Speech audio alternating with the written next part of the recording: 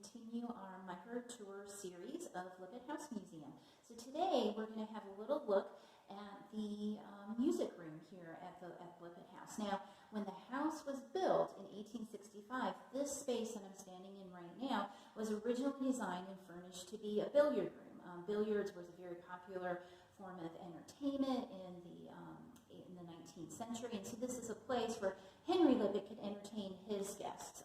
It was fully kitted out with a whole billiard table and cues and racks and balls and the kind of whole shebang here, kind of furnished just like the rest of the house with the finest. But the family needs changed, and by 1879, Henry and Mary Ann had this space redecorated.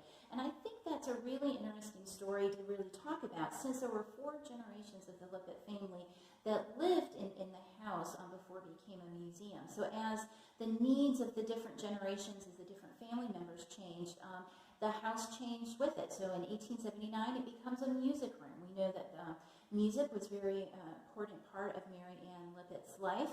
She referred to the piano in the records as her piano, and we know from her journals that she really enjoyed going to concerts and went to dances and concerts pretty frequently.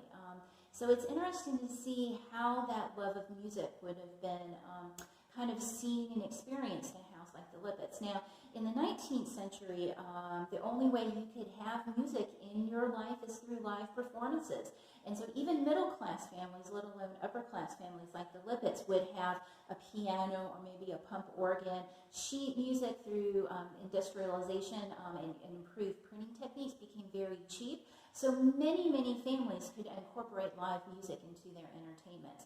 So for upper-class women, like the 3 Lippitt daughters that were living at home at the time when this space was redecorated to become the music room, there were, like I said, 3 adult daughters living here. This would be an opportunity to kind of showcase their education, their well-rounded background in not only basic academics subjects, but also in the finer things like watercolors, painting, singing. All these would go together to be kind of demonstrate the refinement of an upper-class woman. It's also a place where maybe there were some courting rituals that were played out here in the space. One thing might be that a lady might be playing a duet with one of her suitors, and maybe in the course of playing the piece, maybe a hand would reach over and be, and touch up against a visitor who had come to pay call, and so that would have been a very entertaining entertainment for everyone involved, but still very proper in following these kind of rigorous and strict social guidelines that were expected of both men and women during the Victorian era.